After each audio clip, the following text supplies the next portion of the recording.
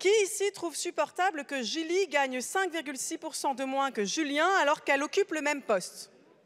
Que Françoise gagne 16,8% de moins que François parce qu'elle a dû réduire son activité pour s'occuper de leurs enfants? Que Karima gagne 28,5% de moins que Charles parce qu'elle exerce un métier féminisé sous-rémunéré en temps partiel imposé? Car voilà les situations derrière les chiffres de l'INSEE. En tout cas, vous, monsieur Dussopt, je vous ai entendu me répondre en commission la main sur le cœur que vous ne supportiez pas ces inégalités, que le gouvernement allait lancer un grand chantier pour prendre le temps d'y réfléchir.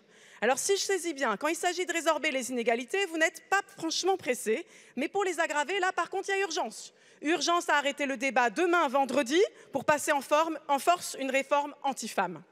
Une réforme qui va non seulement voler du temps de retraite à tout le monde, mais en plus voler davantage les femmes que les hommes. C'est dans votre étude d'impact. Et d'ailleurs, votre collègue, M. Riester, a dû lui-même l'admettre. Alors voyez-vous, M. Dussopt, j'ai mis mes lunettes et j'ai cherché ce que la Macronie a réussi à fabriquer en 5, bientôt 6 ans de chantier pour sa grande cause nationale.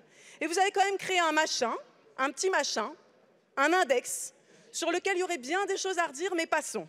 Je propose une chose toute simple.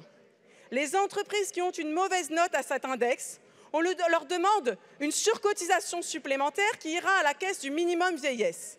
7 bénéficiaires sur 10 de ce minimum sont des femmes. Vous voyez, c'est un amendement très bien pensé.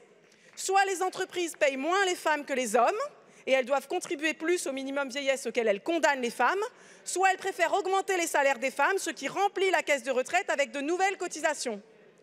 L'égalité salariale, c'est quand même au moins 3 milliards de cotisations en plus pour nos retraites. Vous qui cherchez des financements, les voilà.